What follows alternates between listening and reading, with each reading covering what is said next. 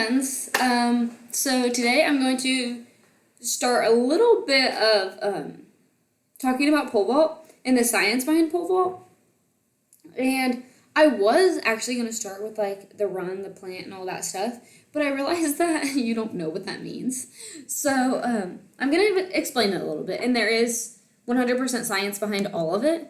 So I'm going to explain how it is using science when you're pole vaulting, but just kind of explain the basics. So I'm going to insert a video that you can watch and watch that, and then I'm going to start talking about it. Okay, so that was me pole vaulting just out of practice. It wasn't anything serious. It was kind of bad too. So that was just my most recent video.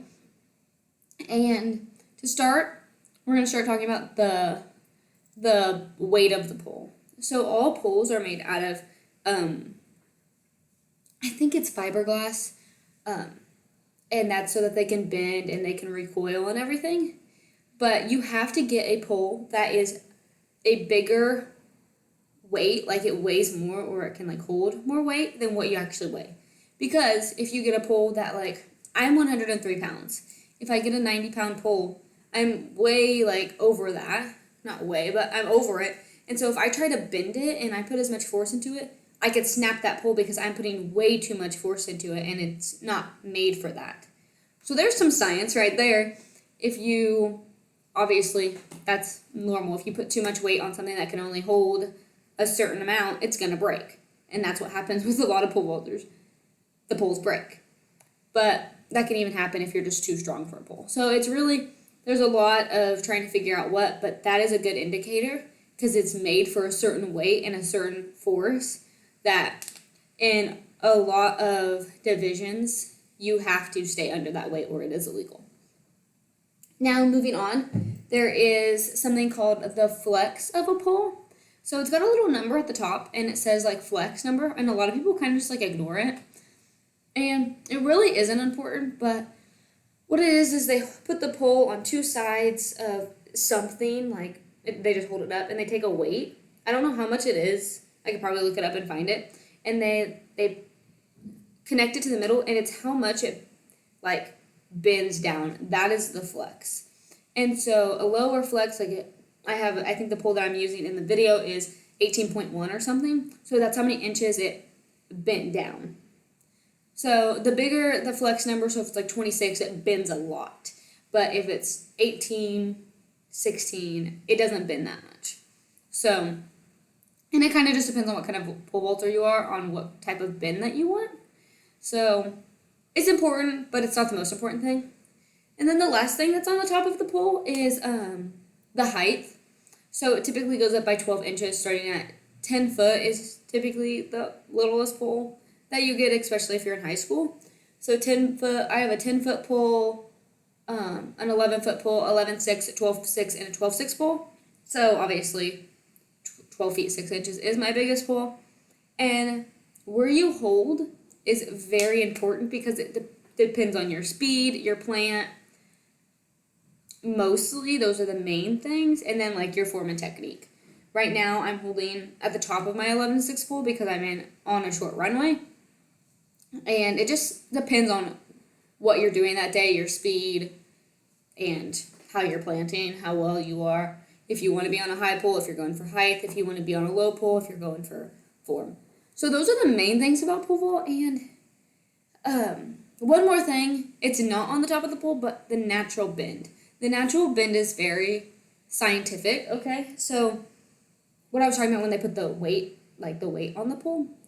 So after they do that, obviously it bends that way. Like they make sure that it bends. So because that's very big and like you need to know that. So if you put the pole in your hand and let it just like roll around, it's going to stop and the bend is going to be down. Obviously because of gravity. Gravity is pulling that down, and that's the lowest part of the pole, even if it looks straight.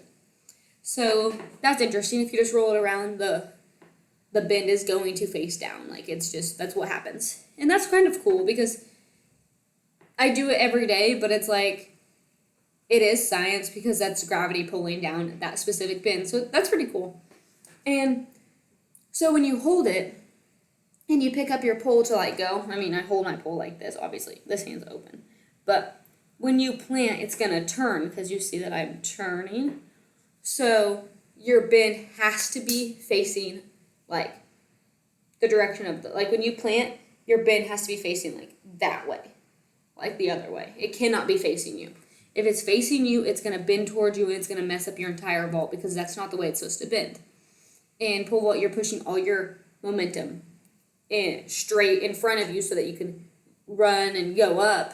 But if it's facing this way, you're colliding forces and you're not going to be able to work with the pole as much. So I'm just going to show you my video again and just show you the natural bend. This is a really bad video, so just ignore that. But see, it is bending, and see how it's pushing that way, like the same direction that I'm pushing. It's bending with me. So it's now helping me instead of hurting me. So the natural bend is a big part of it. But those are probably the basics of before you even pick up a pole. These are some things that you need to know about it. And yes, there is a lot of science just in the way the pole is made with fiberglass instead of any other material so that it can bend.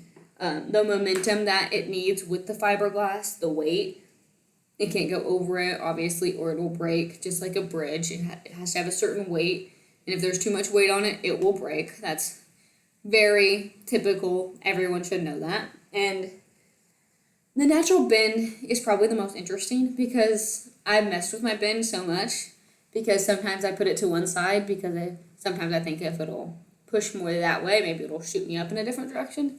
So that's fun to play around with. The height in your handhold, like where you're holding, it's really dependent on how much speed you have. And because if I'm holding on a 12-6 pole, I'm only 5 foot. If I'm holding at the very top and I'm trying to run and I can only take 3 steps, I'm not going to get up on that pole. But if I step back and I take 12 steps, 6 steps, I'm going to be able to get more momentum, which is going to get me up onto that pole even more. So that's really interesting, and we'll get into more of that next week. I'm going to be talking about the run and the plant more specifically and how it relates to science and just the interesting things about it, because I think that it's really cool to learn about the science in your own life. So discovering how can I work with science to make me even better at my sport, I think that is really cool. So I hope you enjoy this, and I hope that you learn information about it. And if you want to come pole vault, let me know, and you can come pole vault with me and even try it and even look at the facility, because that's what we do around here. So I hope you guys have a good day and a good rest of your week, and XOXO.